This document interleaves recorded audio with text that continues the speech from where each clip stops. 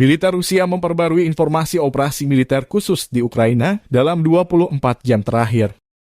Juru bicara militer Rusia Letnan Jenderal Igor Konashenkov per 21 Desember melansir terjadi kontak senjata di sejumlah wilayah, penerbangan operasional dan taktis, pasukan rudal dan artileri kelompok pasukan. Angkatan bersenjata Federasi Rusia menetralkan 63 unit artileri Ukraina pada posisi tembak. Tenaga kerja dan peralatan militer di 87 area juga digempur. Satu sistem rudal permukaan ke udara Buk M1 Ukraina dan satu radar penunjukan target P-18 dihancurkan di dekat Belosiorka, wilayah Kherson. Satu stasiun radar sistem rudal anti pesawat S-300 Ukraina dihancurkan di dekat Andreevka, Republik Rakyat Donetsk. Igor Konashenkov secara total melansir 348 pesawat terbang dan 187 helikopter. 2.691 kendaraan udara tak berawak militer Ukraina dinetralkan, termasuk 399 sistem rudal pertahanan udara, 7.179 tank dan kendaraan tempur lapis baja lainnya.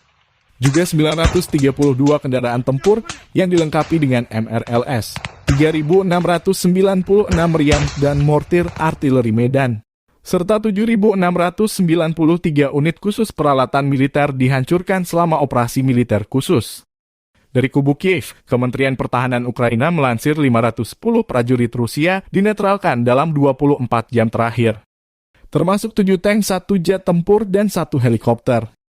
Secara total, Rusia sudah kehilangan 99.740 prajurit di Ukraina, termasuk 3.002 tank, 282 jet tempur, serta 267 helikopter.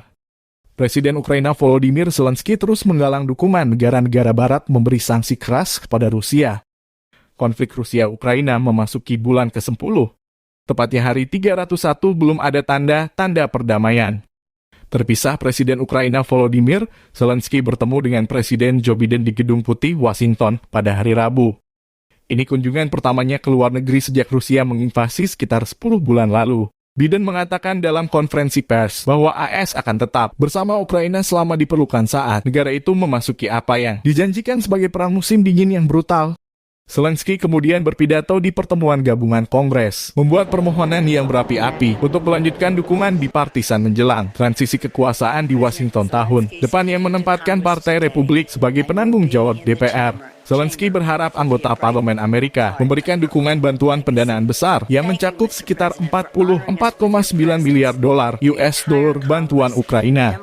Bantuan mencakup rudal Patriot, 500 rudal presisi jarak jauh, beragam jenis roket, perlengkapan perang musim dingin, peluncur granat, tank hingga anti-rudal HAR.